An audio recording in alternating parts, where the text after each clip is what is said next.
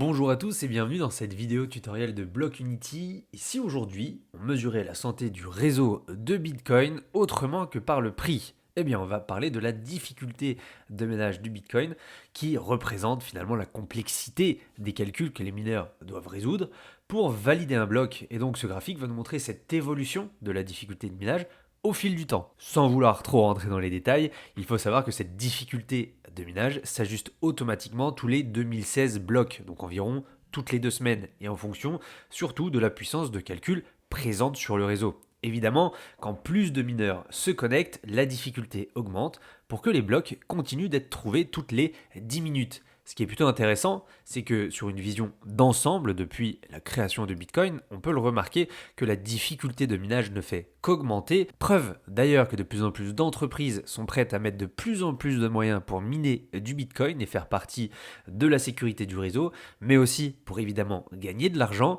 Comme on le remarque également, on a des phases d'un peu moins bien avec de la difficulté qui diminue, mais si on zoome dessus, on remarque bien que cela nous aide à mesurer également les phases où, mais écoutez, les mineurs sont de moins en moins rentables, comme généralement lors des creux de marché, comme ici par exemple en 2021, ici en 2018, ou même bien sûr ici lors du creux, en tout cas cette phase de consolidation, correction que nous avions eu tout au long de 2024. Alors c'est plutôt intéressant puisque on peut se servir de ce graphique pour vraiment déjà mesurer l'état de santé, mais de sécurité aussi du réseau. Une difficulté plus élevée est souvent égale à un réseau beaucoup plus sûr, puisqu'il faut de plus en plus de puissance pour tenter une attaque.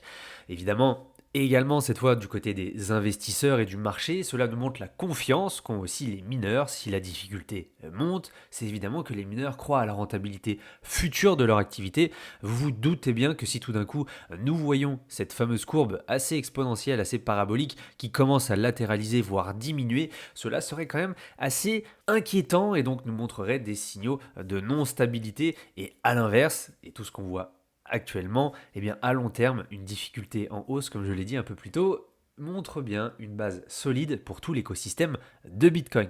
Alors ce qui est plutôt intéressant, c'est que l'on peut s'en servir pour vraiment repérer, comme je l'ai dit également un peu plus tôt, les baisses, donc généralement les zones où il peut être très intéressant pour nous aussi d'investir, puisque rappelez-vous, nous tentons d'acheter lorsque le marché n'a pas forcément envie d'investir, et c'est là où se trouvent les opportunités générationnelles. Une forte baisse peut vraiment signaler une capitulation des mineurs, souvent dans les marchés baissiers, alors que à l'inverse, une hausse très rapide peut précéder ou accompagner des mouvements de prix assez importants, comme par exemple on le voit depuis 2022. Eh bien écoutez, la difficulté ne fait qu'augmenter depuis le bottom 2022, preuve que les mineurs sont plutôt confiants quant à la pérennité de Bitcoin. Donc pour finir, la difficulté de minage, c'est comme la colonne vertébrale technique de Bitcoin. Elle ne fait pas beaucoup de bruit, on n'en entend pas forcément beaucoup parler, mais elle raconte l'histoire de la solidité du réseau et de la confiance des entreprises qu'elles ont dans le minage de Bitcoin. Merci à tous d'avoir suivi cette vidéo tutoriel et je vous dis à très bientôt sur Block Unity.